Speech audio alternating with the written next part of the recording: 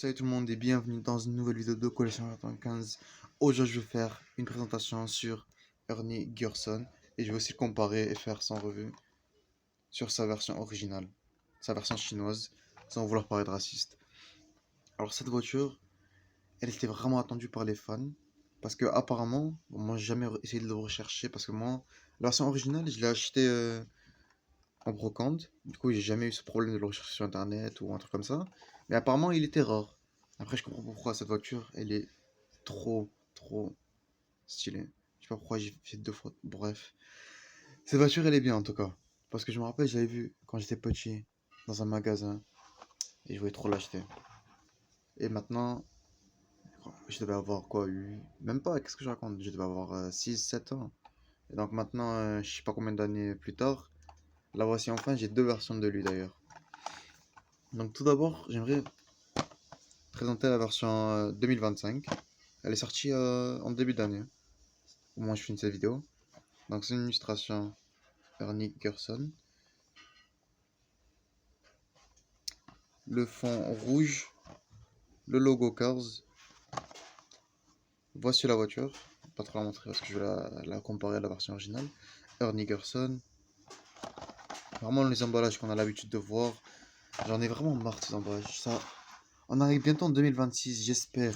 Mais j'espère qu'ils vont les changer. Qu'ils vont la changer pour les 25 ans de Cars. Les 20 ans de Cars, pardon. Parce que ça va faire 5 ans qu'on a cet emballage. Et franchement, il y en a marre. Donc, pour la version originale de Ernie. Ernie, il apparaît dans Cars 1, c'est une voiture de course, la Piston Cup. Il apparaît aussi dans Cars 3, mais je parle de la version originale. Donc la version originale, elle apparaît dans Cars 1, sous cette forme.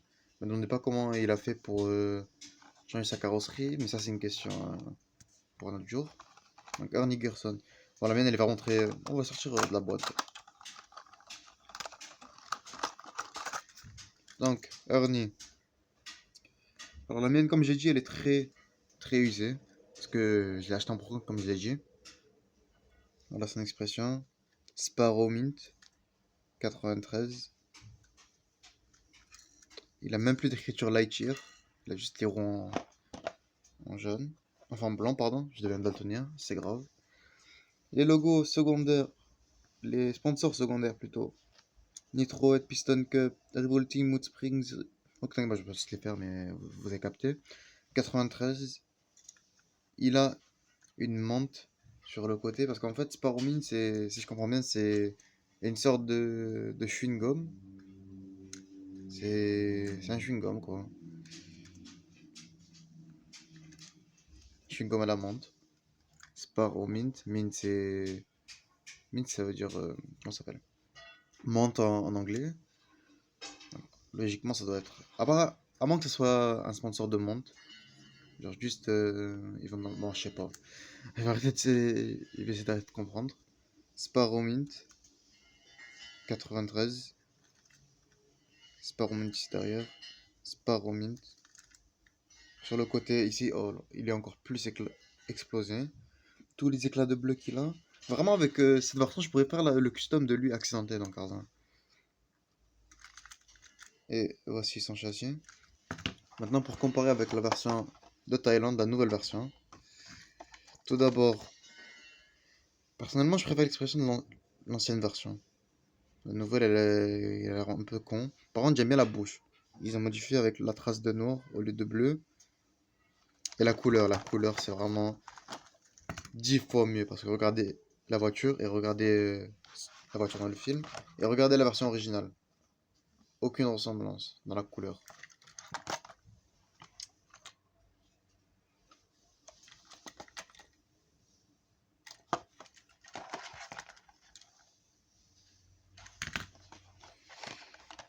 « 93. Sparrow Mint.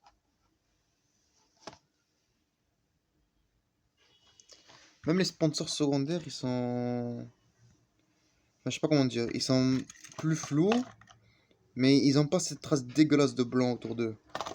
La bordure. Donc c'est gagnant-gagnant. C'est gagnant-gagnant, pardon, comme vous voulez. Son châssis, bon, c'est le même, quoi. Non, après, la question suivante, Ça repose... enfin, ça dépend de chaque personne, mais est-ce que vous préférez la version originale de Chine, celle-là, qui est sortie en 2013, si je ne me trompe pas, ou la version 2025 de Thaïlande? Moi, franchement, je préfère la version largement